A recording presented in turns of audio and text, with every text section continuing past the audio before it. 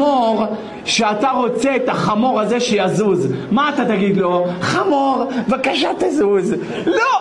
מה, איך מזיזים את החמור? מוציא את המקל, טח, טח, חמור חמורתיים, זוז מכאן. ואז הוא זז. הוא אומר, אלה ישמעאל, רק ככה מבינים. אתה תבוא תדבר איתם שלום, הם על המלחמה. אם אתה לא תראה את הכוח שלך שאתה חזק, בחיים לא יהיה שלום. אין שלום אלא רק על ידי מלחמה. ככה אמר לו הבן איש חי. ככה זה ישמעאל. עם המקל, טח, טח. כותב הפסיקתא, מה זה פרא אדם? שהכל בוזזים ממון והוא בוזז נפשות.